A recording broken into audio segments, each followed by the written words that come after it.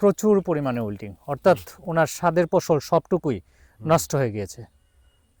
সবটুকু ফসলই বেগুনের জমি নষ্ট হয়ে গেছে।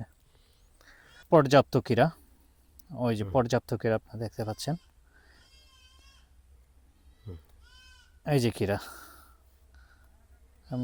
ভাঙলে দেখা যাচ্ছে আসলে ছিদ্র বেগুন, ওই যে কীরা বেগুনের। আসসালামু আলাইকুম।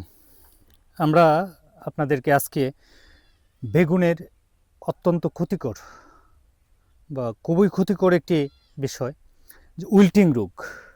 আপনারা দেখতে পাচ্ছেন ঢলে পড়ার যে রোগ এই গাছটিতে, এবং ফলন্ত গাছটি ধীরে ধীরে মরে যাচ্ছে খুব দ্রুত। আমাদের কৃষক ভাই আবুল কালাম আজাদ, আমি শুনতে পেলাম যে উনি অনেক শৌখিনভাবে অনেক দূর থেকে, অর্থাৎ সুদূর ভূগোড় থেকে এই চারাগুলো সংগ্রহ করেছিলেন বাণিজ্যিকভাবে চাষাবাদের জন্য, এবং এই জমিটা মালচিং করে উনি চাষ করেছিলেন। আসলে তারপরই আসলে বেগুনের যে উইল্টিং, আসলে এটাকে রোধ করা খুবই কঠিন। কোনো ধরনের ঔষধি প্রায় এটাতে কাজ করে না, শুধু ঔষধ দিয়ে চেষ্টা করা যায় এটা। যাই হোক, আপনারা দেখতে পাচ্ছেন ব্যাকটেরিয়াল উইল্টিংয়ের জন্য অনেক সময় ওষুধ দিয়ে চেষ্টা করা যায়। আমাদের কিছু কিছু ঔষধ বাজারে পাওয়া যায়, যেগুলি দিয়ে চেষ্টা করলে অনেক সময় রোধ হয়, আবার বেশিরভাগ ক্ষেত্রেই বিফল হয়। আরেকটি মারাত্মক জিনিস আপনারা দেখবেন, আমি দেখাবো আপনাদেরকে, যে বেগুনের সবচেয়ে ক্ষতিকর যে পোকা, সেটা হলো বেগুনের ডগা ও ফল ছিদ্রকারী পোকা। আসলে এই জমিটাতে প্রচুর পরিমাণ ডগা ও ফল ছিদ্রকারী পোকায় আক্রমণ করেছে। দেখতে পাচ্ছেন আপনারা, আমি আপনাদেরকে দেখাচ্ছি, আমার হাতে যে কয়টা আছে সবগুলাতেই পর্যাপ্ত কীরা, ওই যে পর্যাপ্ত কীরা আপনারা দেখতে পাচ্ছেন,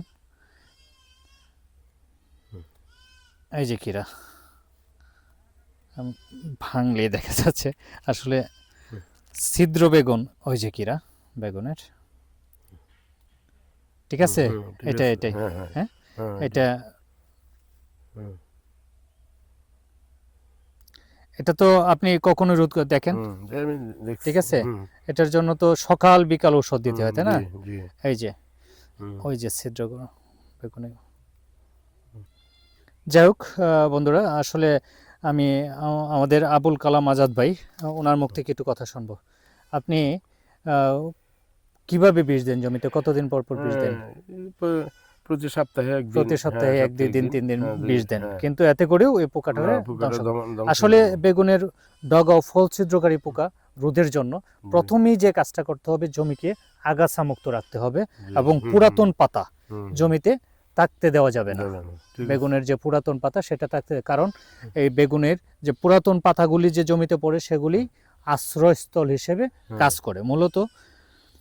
আর এই পোকাটার যে মার, যেটা প্রজাপতি হয়ে উড়ে বেড়ায়, সেটা মূলত আমাদের কোনো ক্ষতি করে না। ক্ষতি করে মূলত এই কীরা পোকাটা। এটা যখন বেগুনের গায়ে ছিদ্র করে ডিম দিয়ে দেয়। যাই হোক, আপনার ক্ষেত্রে প্রচুর আগাছা, ঠিক আছে, এটাও একটা কারণ। আর উইল্টিং রোগ, হ্যাঁ, প্রচুর পরিমাণে। বন্ধুরা, আমরা দেখতে পাচ্ছি যে এই জমিটাতে প্রচুর পরিমাণে উইল্টিং, অর্থাৎ ওনার স্বাদের ফসল সবটুকুই নষ্ট হয়ে গিয়েছে। সবটুকু ফসলই বেগুনের জমি নষ্ট হয়ে গেছে। আসলে আপনার গাছগুলি নষ্ট হয়ে যখন যাচ্ছে, তখন মনে হয় আপনি উৎসাহ বাড়ায় ফেলছেন। না, করার কিছু নেই, হয়তো অনেক চেষ্টা করছি টিকানোর জন্য, গাছগুলো রাখার জন্য অনেক। আচ্ছা, আপনারা এই বিষয়ে কার কাছ থেকে পরামর্শ নেন?